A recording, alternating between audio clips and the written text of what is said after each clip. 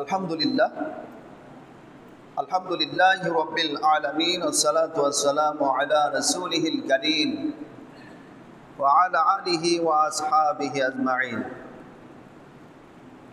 প্রশংসা মাত্র আল্লাহু তাআলার জন্যই, যিনি আমাদেরকে এক সপ্তাহ পরে জুমার মসজিদে আজানের আগেই উপস্থিত হওয়ার তৌফিক দান করেছেন।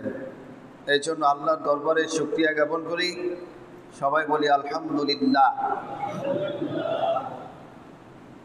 দরুদ ও সালাম প্রেরণ করি সর্বশ্রেষ্ঠ নবী ও রাসূল, সর্বশ্রেষ্ঠ সৃষ্টি হযরত মুহাম্মদ সাল্লাল্লাহু আলাইহি ওয়াসাল্লামের প্রতি।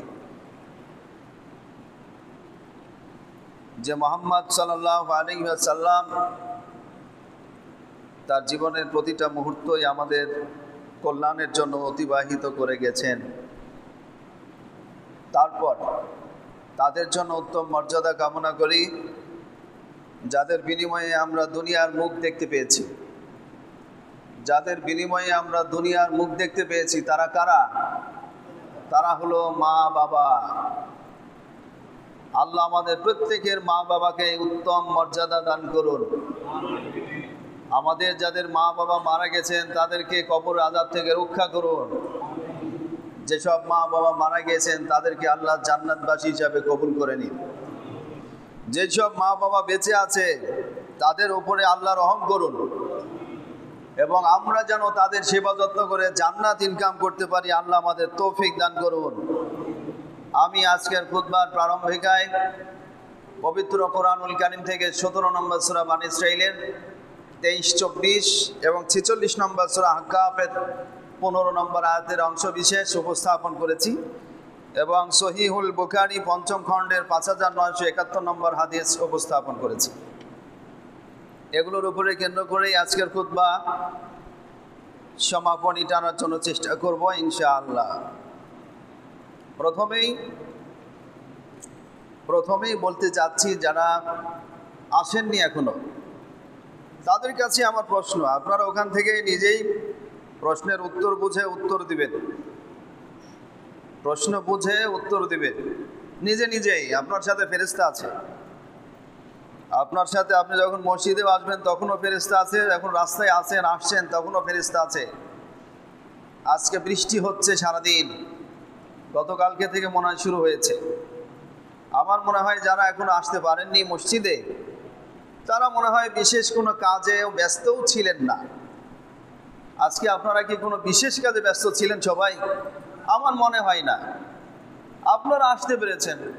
যারা আসতে পারেনি কিছুক্ষণের মধ্যে আসবেন, আমার মনে হয় তারাও খুব জরুরি কাজে ব্যস্ত না, কারণ আজকে বৃষ্টির দিন, আপনি কাজকাম কোথায় করবেন? তারপরেও আসতে পারেননি, দেরি করেছেন। এই দেরি কেন করলেন এর জবাবটা কিন্তু আল্লাহর কাছে দিতে হবে। আপনার দেরি হলো মসজিদে কেন আসতে? জুমার দিনে আজানের সাথে সাথে দুনিয়ার সব কাজ হারাম হয়ে যায়। সূরা জুমা সংক্রান্ত একটা সূরা আছে, 62 নম্বর সূরা জুমা। এর 10 নম্বর আয়াতটা ভালো করে পড়লেই 9, 10, 11 পড়বেন। আসলে তো পড়ি না, তাই বুঝি না, তাই আসতে দেরি করি। কাজকাম না থাকলেও যদি আসতে দেরি হয়, তাহলে কাজকাম থাকলে আর কতই বা দেরি করবেন। যাই হোক, যারা এখনো আসতে পারেননি আসবেন এবং আগামী জুমা থেকে যেন আল্লাহ আপনাদেরকে আজানের আগে মসজিদে ঢোকার তৌফিক দান করেন। সবাই বলি আমিন। আল্লাহ তাআলা পিতামাতার ব্যাপারে কি বলেছেন কোরআনে? কোরআন হচ্ছে আমাদের জন্য সংবিধান, কোরআন হচ্ছে লাইফ গাইড, জীবনের পথ নির্দেশিকা হলো কোরআন। কোরআনের মধ্যে আপনার জীবনের সব কথাগুলি লেখা আছে সারাংশ হিসাবে। আপনি কি, কেন, কি করা দরকার, কিভাবে এসেছেন, সব আপনাকে কি করতে হবে, কার সাথে কি ধরনের আচরণ করতে হবে, সব তথ্য কোরআনের ভিতরে আছে মূল হিসাবে। আল্লাহ তাআলা বলছেন পিতামাতার ব্যাপারে, আমরা দুনিয়াতে এসেছি সবারই পিতামাতার মাধ্যমেই, সবাই এসেছি পিতামাতার মাধ্যমেই। কেউ এখানে অস্বীকার করতে পারবেন না যে আপনি পিতামাতা ছাড়া এসেছেন, কেউ অস্বীকার করতে পারবেন না। কেউ হয়তো জন্মের পরে পিতাকে হারিয়েছেন, পিতার চেহারা মনে নাই। কেউ হয়তো জন্মের পরে মাকে হারিয়েছেন, মায়ের চেহারা মনে নাই। কিন্তু মায়ের মাধ্যমে, বাবার মাধ্যমে আপনি দুনিয়াতে এসেছেন, এটা সত্য। তাই মা বাবার সাথে কি ধরনের আচরণ আপনি করবেন, এগুলো আবার আল্লাহ কোরআন এবং হাদিসে রেকর্ড করে দিয়েছেন। কোরআনে কি বলছেন? 17 নম্বর সূরা বনী ইসরাঈলের 23-24 নম্বর আয়াত আমি পড়েছি, আপনাদের শুধু অনুবাদ শোনাই, এরপরে সময় পেলে ব্যাখ্যার মধ্যে যাব। আল্লাহ বলছেন যে ওয়াকাজা রাব্বুকা আল্লাহ তা'বুদু ইল্লা ইয়াহু ওয়া বিল ওয়ালিদাইনি ইহসানা। আল্লাহ তাআলা ফয়সালা করে দিয়েছেন, বিধান দিয়ে দিয়েছেন, অর্ডার করেছেন। কাজা, কাজী মানে বিচারক। আল্লাহ বিচার করে দিয়েছেন, ফয়সালা করে দিয়েছেন, বিধান দিয়ে দিয়েছেন কি করতে হবে। তোমরা আল্লাহর ইবাদত করবে, আল্লাহ ছাড়া কারো ইবাদত করবে না। আর তোমাদের মা বাবার সাথে উত্তম আচরণ করবে, যত ধরনের উত্তম আচরণ করা যায় সর্বোচ্চ উত্তম আচরণ করবে মা এবং বাবার সাথে। ইম্মা ইয়াবলুগান্না ইনদাকাল কিবারা আহাদুহুমা আও কিলাহুমা, যদি তোমার মা বাবার মধ্যে কেউ মুরব্বী হয়ে যায়, একজন কিংবা দুইজনই মুরব্বী অবস্থায় তোমরা পাও, বাবা মাকে একজনকে পাও অথবা দুইজনকেই যদি মুরব্বী অবস্থায় পাও, যখন তারা মুরব্বী হয়ে যায় তখন ফালা তাকুল্লাহুমা উফফিউ ওয়ালা তানহারহুমা, তাদের সাথে উফ কথাটা বলো না। উফ আহ, বাবা মায়ের আচরণের কারণে আপনি উফ বিরক্ত হয়ে গেলেন, এমন আচরণ তুমি করবে না তোমার বাবা মায়ের সাথে। ওয়ালা তানহারহুমা, এবং ধমক দিয়ে কথা বলবে না। বাবা মা যতই তোমার সাথে যাই বলুক আর যাই করুক, বাবা মাকে তুমি ধমক দিয়ে কথা বলবে না। অকুল্লাহুমা কাউলান কারিমা, তাদের দুজনের সাথে তুমি কথা বলবে সম্মানের সাথে, মর্যাদার সাথে, সুন্দরভাবে সম্মান দিয়ে দিয়ে বাবা মায়ের সাথে কথা বলবে। ওয়াকফিদ লাহুমা, তাদের জন্য তুমি তোমার মাথা নত করে দাও, বাবা মায়ের কাছে মাথা নত করে দাও, নত করে চলো। জানাহাত যুল্লি মিনার রাহমা, বাবা মায়ের দিকে তোমার হাত করুণার সাথে প্রশস্ত করে দাও, দয়ার সাথে, করুণার সাথে, আরামের সাথে তোমার হাত প্রশস্ত করে দাও তোমার বাবা মায়ের দিকে। অকুর রব্বির হামহুমা কামা রব্বায়ানি সগীরা, আর বলো হে রব, তুমি আমার বাবা মায়ের সাথে উত্তম আচরণ করো, যেমন তারা আমি ছোট ছিলাম সেই সময় আমার সাথে উত্তম আচরণ করেছে।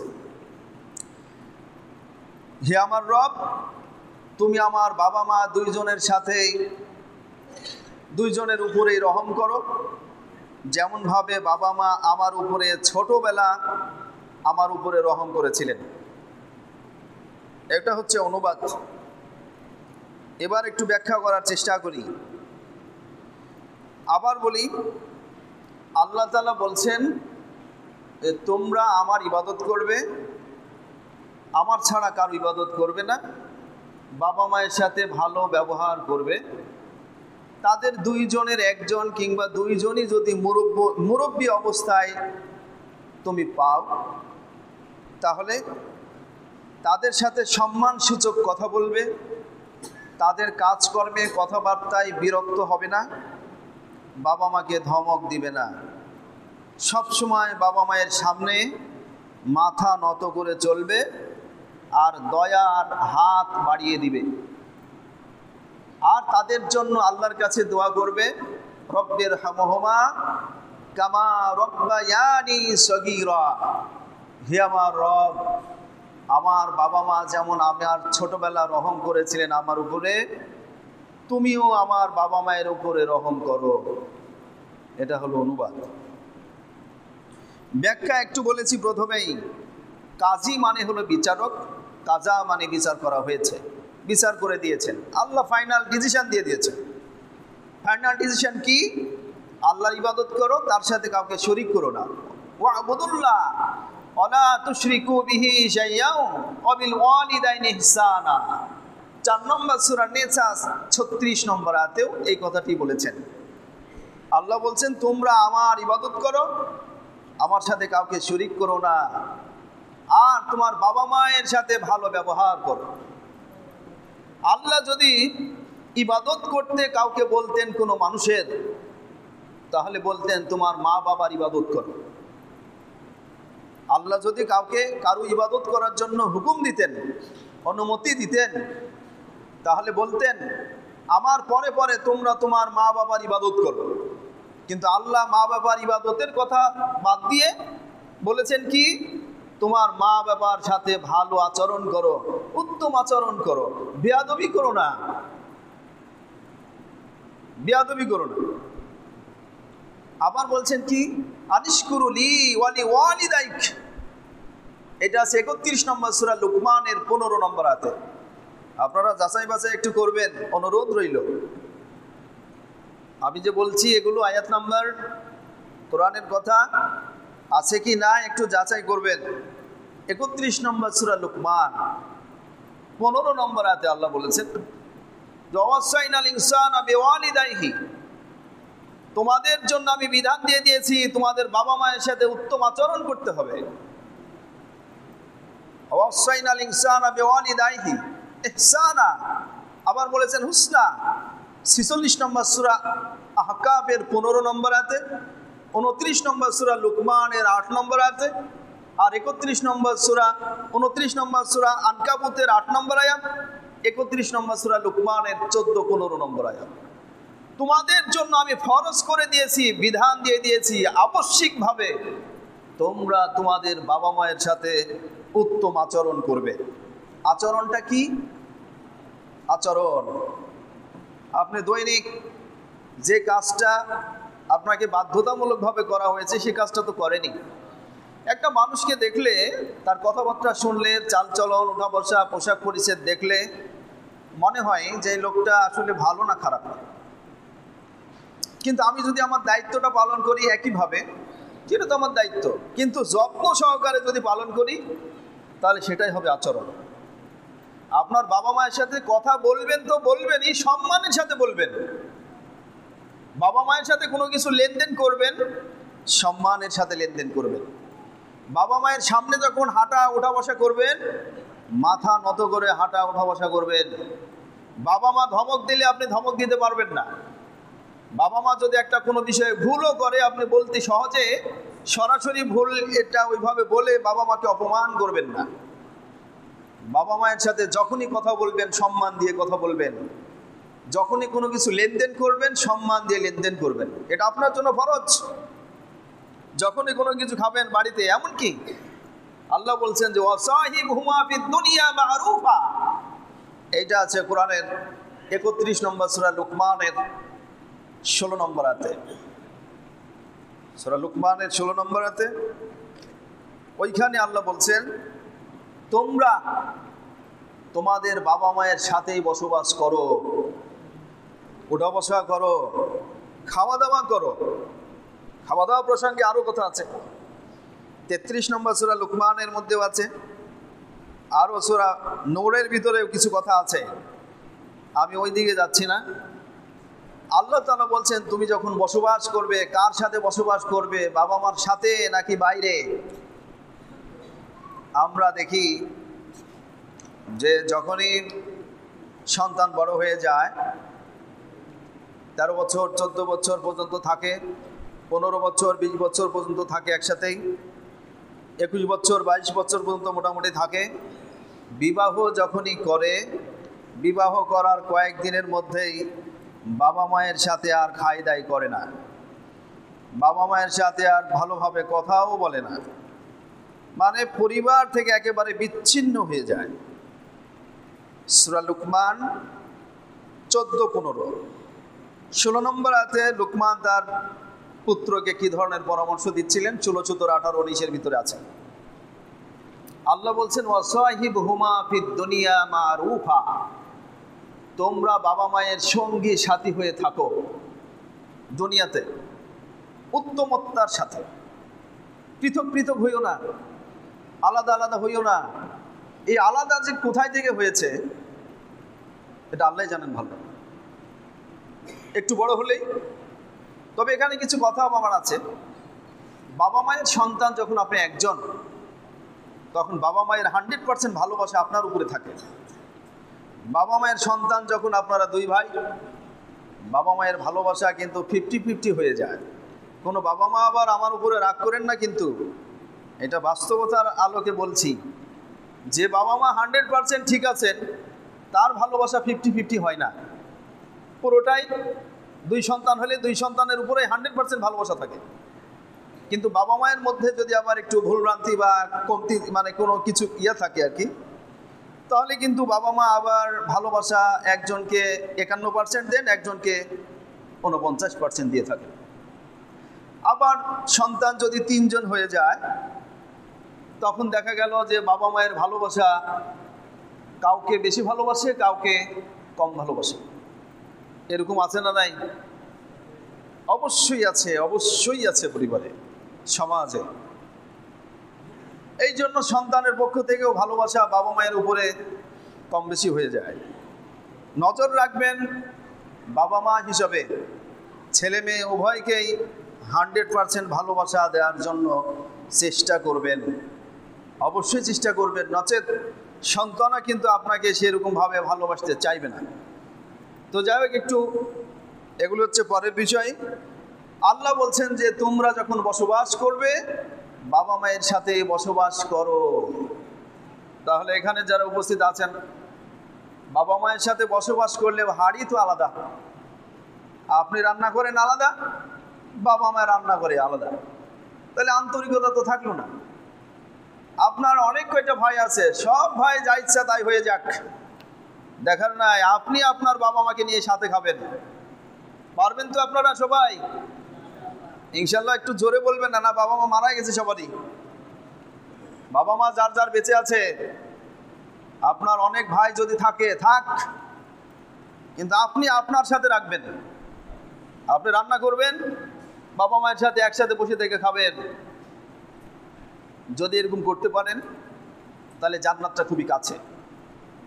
বুখারী শরীফের হাদিসের মধ্যে আছে, রাসূলুল্লাহ সাল্লাল্লাহু আলাইহি ওয়াসাল্লাম বলছেন রাগিম আনফুহু, রাগিম আনফুহু, রাগিম আনফুহু, এভাবে 3 বার কথা বলেছেন।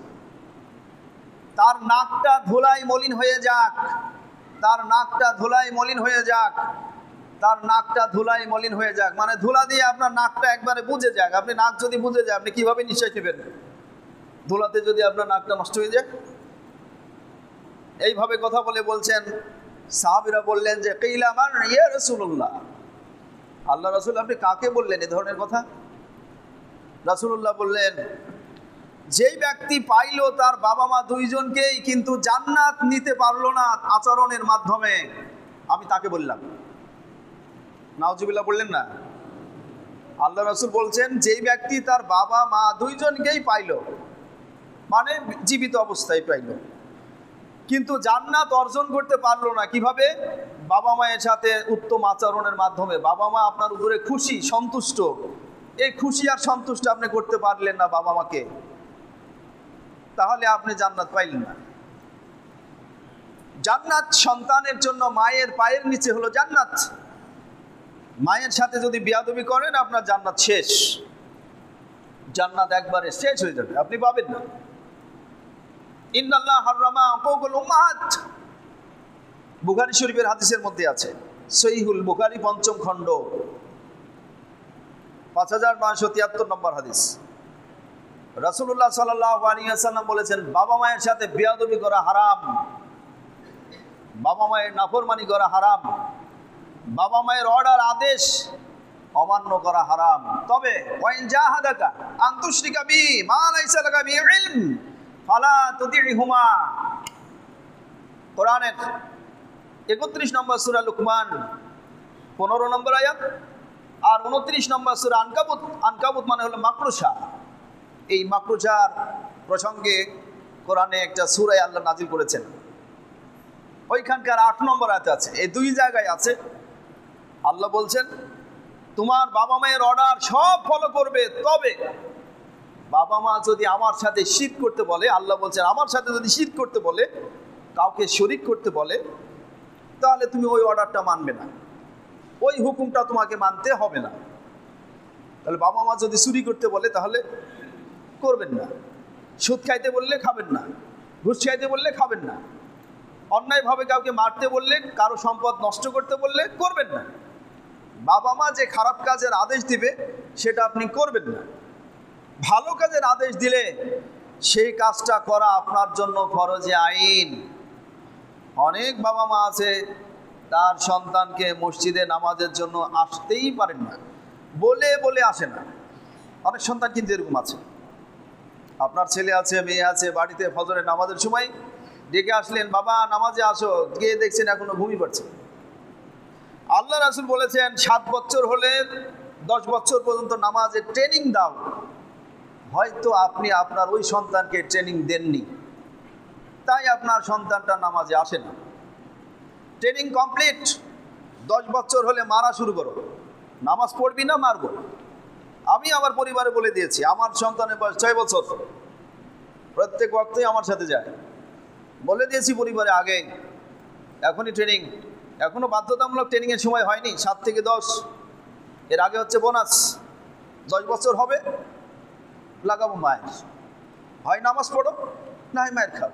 এটা রাসূলের নির্দেশ, এটা আমি মারবো না তো, এটা রাসূলের হাদিস অনুযায়ী তোমাকে আমি মারছি, আমার কোনো দোষ নাই বাবা, এটা আল্লাহ রাসূল বলেছেন মারতে, তাই আমি মারবো। ইমাম আবু হানিফা বলছেন যে তাকে আটক করে রাখো জেলখানায়, নামাজ পড়বে না, তার খাবার নাই, সীমিত খাবার দাও যাতে সে বেঁচে থাকে। এগুলো করতে পারেন? পারেন না বিধায় ফজরের নামাজে আপনার সন্তানেরা আসে না। এর জন্য আপনাকে জবাব দিতে হবে। আল্লাহ রাসূল বলেছেন মারো, আপনি মারেন না। আখিরাতে যাও কি বলবেন? আখিরাতে যখন সন্তান বলবে আমার বাবা মা আমাকে নামাজ পড়া শিখায়নি, রাসূলুল্লাহ বলবেন কি মারছিলে? মারেননি, তাই শিখেনি। এই হাদিসটা কখন ফলো করবেন? আফসোস হয় যে প্রত্যেক জুমায় আমি অনেক দূর থেকে আসি, আপনারা চাইলে আমি নাও আসতে পারি। আপনারা যত মানুষ এখানে আছেন, 300 জন যদি লোক থাকেন, 100 জন লোক যদি আমাকে ঘৃণা করেন তা আমি আসতে পারবো, সমস্যা নেই। যদি হাদিসে আছে ইমামের অযোগ্যতা হলো তখনই যখন 3 ভাগের 2 ভাগ লোক ঘৃণা করে।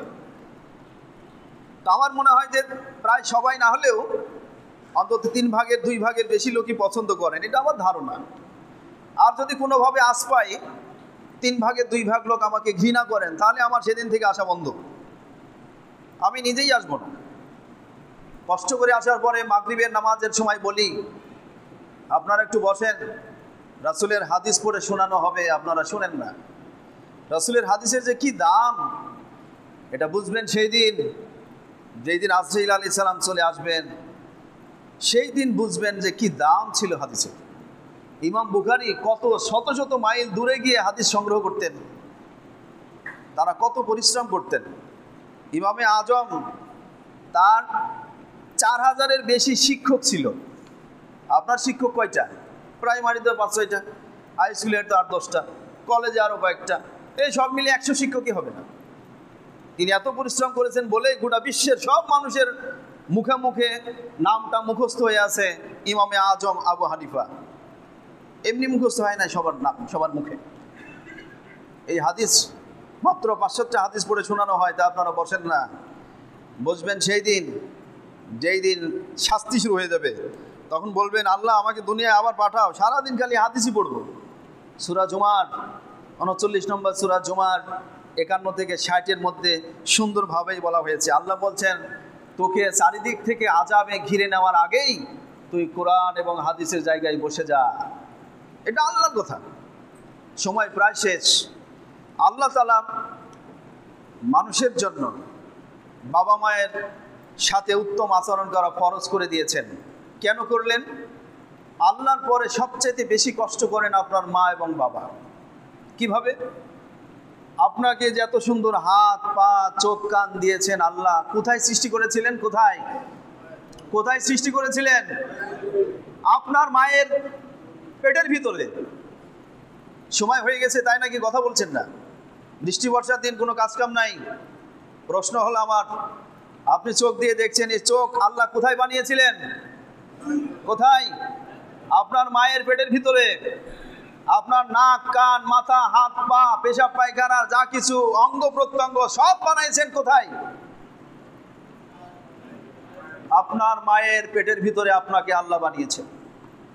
প্রথম চান্সে যখন আপনার বাবা মায়ের বীর্য আসলো, এক জায়গায় হলো, 40 দিন পর্যন্ত প্রায় বমি করত। তারপরে 40 দিন পানি থেকে রক্ত, তারপরে 40 দিন হাড্ডি মাংস হলো, পরিপূর্ণ মানুষ আপনি হয়ে গেলেন। আর আস্তে আস্তে আপনার মা দুর্বল হয়ে গেল। হামালাতহু উম্মুহু ওয়াহনান আলা ওয়াহনান। আল্লাহ বলছেন, এই যে আয়াতগুলি বলেছি এর মধ্যে পাবেন, তোমার মা তোমাকে পেটে ধারণ করেছে, আস্তে আস্তে দুর্বল হতে হতে হতে হতে অক্ষম হয়ে গেছে। দেখেন না, আপনার বউ যখন আপনার বাচ্চাকে আপনার বউয়ের পেটে রেখেছে, আস্তে আস্তে আস্তে আস্তে সে হাঁটতে পারে না, বসতে পারে না, শুয়ে থাকতে পারে না, সারাদিন কান্নাকাটি করে। দেখেননি? যারা যারা বিয়ে করেছেন, প্রথম সন্তানের বাবা হয়েছেন, আপনার বউয়ের কত কষ্ট হয়েছে। আপনার কষ্ট হয়েছে, আপনাকে রাখতে আপনার মায়ের তার চেয়ে বেশি কষ্ট হয়েছে। কারণ তখন তো আধুনিক যুগ ছিল না, পুরাতন যুগ। এখন তো না আধুনিক যুগ। আপনার মা আপনাকে পেটে রেখেছে, আস্তে আস্তে পেটটা বড় হয়েছে, বসতে দাঁড়াতে হাঁটতে শুইতে খাইতে কত কষ্ট করেছে, কত কষ্ট করেছে। আল্লাহ বলছেন, হামালাতহু উম্মুহু ওয়াহনান আলা ওয়াহনান। কষ্টের পরে কষ্ট সহ্য করতে করতে দুর্বল হয়ে গেছে, অক্ষম হয়ে গেছে, একেবারে সেই সময় নিষ্পাপ হয়ে গেছে। হামালাতহু উম্মুহু কুরহা ওয়া ওয়াজাতহু কুরহা। কষ্টের পর কষ্ট সহ্য করে তোমাকে পেটে রেখে আবার ভূমিষ্ঠ করেছে। আপনাকে ভূমিষ্ঠ করার সময় আপনার মায়ের কি পরিমাণ কষ্ট হয়েছিল? আপনার শরীরে যে হাড় আছে, 20টা হাড় দিয়ে একসাথে করে ভেঙে গেলে যে কষ্ট হয় মানুষের, আপনাকে আপনার মা গর্ভধানের সময় ওর চাইতে বেশি কষ্ট হয়েছে। শুধু কি তাই? আল্লাহ বলছেন, ওয়া হামলুহু ওয়া ফিসালুহু 30 শাহরা। তোমার মা তোমাকে পেটে রেখেছে, ভূমিষ্ঠ করেছে, দুধ দিয়েছে বুক থেকে, কমপক্ষে 30 মাস সময় লেগেছে। অফিসালুহু আমাইন। আরেক জায়গায় বলেছেন 2 বছর ধরে তোমাকে তোমার মা বুকের দুধ পান করিয়েছে। কত কষ্ট হয়েছে জানো? ডাক্তারি মতে জানা গেছে, একটা দিন যদি মা তার সন্তানকে বুকের দুধ খেতে দেয়, 7 মাইল হেঁটে যাওয়া এবং আসাতে মানুষের যত ক্লান্তি হয়, যত কষ্ট হয়, 7 7 14 মাইল যাওয়া, 7 মাইল আসা 7 মাইল।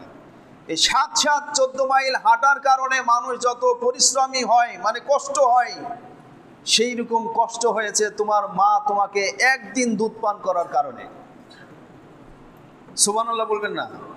মায়ের জন্য এইভাবে একটা দিন করতে করতে কয়দিন? 2 বছর, 2 বছরে 12 মাস, 12 12 24 মাস। 24 মাসে কত দিন হচ্ছে? এত দিন পর্যন্ত তোমাকে কষ্ট করে দুধ পান করিয়েছে তোমার মা। এখন এই মা তোমাকে দুধ পান করেছে কত মন জানেন? কত মন? গবেষণা করে দেখা গেছে 22 থেকে 24 মন দুধ খেয়েছেন আপনি আপনার মায়ের বুক থেকে। সুবহানাল্লাহ তাও বলেন না। যারা যারা মায়ের দুধ খাননি তাদের বলার দরকার নাই, কারণ হয়তো আপনার মা মরে গিয়েছিল, আপনি খাইতে পাননি। তবে দুধ মাতার তো খাইতে পারেন। আবার আল্লাহ রাসূল একটা প্রোগ্রামে ভাষণ দিচ্ছিলেন, একজন মুরব্বী মহিলা আসলো, রাসূলুল্লাহ তার দিকে এগিয়ে গেলেন, এগিয়ে গিয়ে গায়ের চাদরটা খুলে দিয়ে বললেন যে আম্মু বসুন। জানেন সে মাটা কে ছিল? সেই মায়ের নাম কি ছিল? সেই মায়ের নাম ছিল হালিমা। ধন্যবাদ আপনাকে, আমরা ইতিহাস ভুলে গেছি। রাসূলুল্লাহর মায়ের নাম কি ছিল? আমেনা। মাতা হলো আমেনা আর দুধমা হালিমা। রাসূলুল্লাহ ভাষণ দিচ্ছিলেন, বৃদ্ধ মহিলা আসলেন, নিজের চাদর খুলে দিয়ে ওইখানে বললেন, আম্মু আপনি চাদরের উপরে বসুন। একজন সাহাবী আরেকজনকে প্রশ্ন করলেন, এই মহিলাটা কে? ওই সাহাবীটা বললেন, ইনি হচ্ছেন আল্লাহ রাসূলের দুধমা, মায়ের সম্মান। একজন বুজুর্গ, এটা ইতিহাসে পাবেন, তিনি বসে থেকে লেকচার দিচ্ছেন ছাত্রদের সামনে। এমন মুহূর্তে তার মা ওই রাস্তা দিয়ে যাচ্ছিল, মায়ের সম্মানে তিনি এখান থেকে দাঁড়িয়ে গেছেন। লোকজন পিছনে তাকিয়ে দেখছে কেউ নাই, তবে দূরে একজন মহিলা যাচ্ছেন। জনগণের যে ছাত্ররা বললেন যে উস্তাদ আপনি দাঁড়িয়ে গেলেন কেন? তখন উস্তাদ বলছেন, আমার মা দাঁড়িয়ে দাঁড়িয়ে কোথায় যেন যাচ্ছিল, তাই আমি দাঁড়িয়ে গেছি। সুবহানাল্লাহ বললেন না? বাবা মা দাঁড়িয়ে থাকবে আর আপনি বসে থাকবেন, এরকম বেয়াদবি হতে পারে না। আপনি খাবেন গোস্ত মাছ দিয়ে, নানান কিছু দিয়ে ভালো ভালো খাবার খাবেন, আর বাবা মা খারাপ খারাপ খাবার দিয়ে খাবে, এটা হতে পারে না। তুমি যখন কিছু খাবে ভালো খাবারটা বাবা মাকে দিবে। 2 নম্বর সূরা বাকারা 215 নম্বর আয়াত। তুমি যখন টাকা খরচ করবে তখন সবচেয়ে ভালো কটকটি টাকাটা তোমার বাবা মাকে দিবে। পারবেন? ইয়াসআলুনাকা মাযা ইনফিকুন। আচ্ছা দেখে নিন, সময় পার করেছি তাই বেশি বললাম না। 2 নম্বর সূরা বাকারা 215 নম্বর আয়াত। তুমি যা কিছু দান করবে সবচেয়ে ভালো দানটা করবে তুমি তোমার মা এবং বাবাকে। একজন ব্যক্তি এসে বলল, আল্লাহ রাসূল আমার কাছে সবচেয়ে বেশি ভালো আচরণ পাওয়ার অধিকারী কোন লোকটা? রাসূলুল্লাহ বললেন, তোমার মা। তারপরে আবার প্রশ্ন করলেন, কোন লোক? তারপরে বললেন, মা। তৃতীয়বার প্রশ্ন করলেন, আমার কাছে সবচাইতে ভালো আচরণ পাওয়ার অধিকারী কে? রাসূলুল্লাহ বললেন, তোমার মা। 3 বার বললেন, তোমার মা। চতুর্থবার লোকটি প্রশ্ন করলো, তারপরে কে? রাসূলুল্লাহ বললেন, তোমার বাবা। 3 বার মা, 4 বারের বেলা বাবা।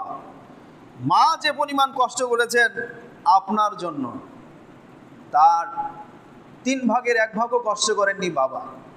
তবে মায়ের পিছনে বাবারই অবদান। আপনি যখন পেটে ছিলেন আপনার মাকে আপনার বাবাই ইনকাম করে ভালো ভালো খাবার খাওয়ানোর চেষ্টা করেছে। আপনি যখন ভূমিষ্ঠ হয়েছিলেন তখন আপনি যাতে ঠিকঠাক দুধ পান তাই আপনার বাবাই খরচ করে করে ভালো ভালো খাবারের ব্যবস্থা করেছিলেন। আপনি ভূমিষ্ঠ হওয়ার পরে আপনার পোশাক পরিচ্ছদ যা কিছু দরকার ছিল সব কিছুরই ব্যবস্থা করেছেন কে? বাবা। খরচ করেছেন, মা ওগুলো ম্যানেজমেন্ট করেছেন। তাই বাবার অবদানও অনেক বেশি। এখন যদি বাবা মা বেঁচে থাকে, খাওয়াবেন, পড়াবেন, ভালো কথা বলবেন, ধমক দিবেন না। মুরব্বী হয়ে গেলে মানুষ অনেক সময় বেশি কথা বলে, তার ভিতরে অনেক কথা জমা হয়ে থাকে, তাই বেশি কথা বলে। আপনার বাবা মা মুরব্বী হয়েছে, বেশি কথা বলছেন আর বলছেন, উফ বাবা এত কথা বলো, উফ কথাটা বলবেনই না, বলা নিষেধ। তোমার বাবা মা সারাদিন বক বক করুক, প্রয়োজনে তুমি শোনো, না চুপ থাকো, কিন্তু বেয়াদবি করো না। এটা আল্লাহই বলেছেন। বাবা মা একটা কাজ করে ফেললে তুমি ধমক দিবে না। সেই বাবা মা যখন মরে যাবে, বেঁচে থাকতে আপনি রব্বির হামহুমা দোয়াটা পড়তে পারেন, মারা গেলেও পড়বেন, মারা গেলেও পড়বেন। হযরত নূহ আলাইহিস সালাম তার বাবা মায়ের জন্য দোয়া করতেন, রব্বিক ফিরলি ওয়ালি ওয়ালিদাইয়া। 71 নম্বর সূরা নূহ 28 নম্বর আয়াত। 14 নম্বর সূরা ইব্রাহিম 41 নম্বর আয়াতে আছে। হযরত ইব্রাহিম আলাইহিস সালাম তার বাবা মায়ের জন্য দোয়া করেছেন, যদিও তার বাবা আজর ছিল মূর্তি পূজক। রব্বিক ফিরলি রব্বানা গফিরলি ওয়ালি ওয়ালিদাইয়া ওয়ালিল মুমিনিনা ইয়াওমা ইয়াকুমুল হিসাব। 14 নম্বর সূরা ইব্রাহিম 41। হযরত ইব্রাহিম আলাইহিস সালাম তার মা বাবার জন্য দোয়া করেছেন, কিন্তু পরবর্তীতে আবার আল্লাহ নিষেধ করে দিয়েছিলেন, তোমার মা বাবা যেহেতু মূর্তি পূজক ছিল তার জন্য আর দোয়া করে কোনো লাভ হবে না। আমাদের নেতা হযরত মুহাম্মদ সাল্লাল্লাহু আলাইহি ওয়াসাল্লাম তিনিও দোয়া করেছেন, কিন্তু তার ব্যাপারে বেশি বিস্তারিত আমাদের না বলাই ভালো। এই প্রসঙ্গটা মানে রাসূলুল্লাহর বাবা মাও কিন্তু হানিফ সম্প্রদায়ের ছিল, কুরাইশ বংশের। তার ব্যাপারে বেশি কিছু পাওয়া যায় না। একদিন চলে গেলেন, রাস্তা দিয়ে যেতে যেতে গরুস্থানে দাঁড়িয়ে কবর জিয়ারত করলেন। গরুস্থানে দাঁড়িয়েই তিনি দোয়া করতে চাইলেন, হচ্ছে আল্লাহ দোয়া করার অনুমতি দিলেন না। তাই তিনি দেখে কেঁদে কেঁদে চলে আসলেন। রাসূলের জন্মের কিছুদিন আগে তার বাবা মারা গেছে, আবার কিছুদিন পরেই তার মা মারা গেছে। তারা ছিল হানিফ সম্প্রদায়ের, কিন্তু সাথে সাথে আবার একটু সমস্যা ছিল। তো যাই হোক, বাবা মা যদি মারা যায় দোয়া করবেন। আর একজন লোক আল্লাহ রাসূলের কাছে গিয়ে বললেন যে আল্লাহ রাসূল, আমার তো বাবা মা মারা গেছে, এটা বুখারীতে আছে, বাবা মা মারা গেছে, আমি তাদের জন্য দান করলে কি বাবা মায়ের লাভ হবে? রাসূলুল্লাহ বললেন, তুমি দান করতে পারো, তুমি বাবা মায়ের নিয়াতে দান করতে পারো। বাবা মা বেঁচে থাকলে আপনি খাওয়াইতেন, পড়াইতেন, মারা গেছে কেন তার জন্য তার নিয়াতে দান করেন না? কেন দান করবেন? সেই দানের থেকে আপনারও লাভ হবে, আপনার বাবা মায়েরও লাভ হবে। আজকেই বাবা মায়ের প্রসঙ্গে আলোচনা শেষ করছি। আর কোনো প্রশ্ন থাকলে মাগরিবের সময় আপনাদের দাওয়াত রইল। সুবহানাকা লা ইলমা লানা ইল্লা মা আল্লামতানা ইন্নাকা আনতাল আলিমুল হাকিম। বারাকাল্লাহু লানা ওয়া লাকুম ফিল কুরআনিল আযীম ওয়া নাফা'না ওয়া ইয়্যাকুম বিল আয়াতি ওয়া যিকরিল হাকিম। ইন্নাহু তাআলা জাওয়াদুন কারীমুন মালিকুম বারুর রাউফুর রহিম।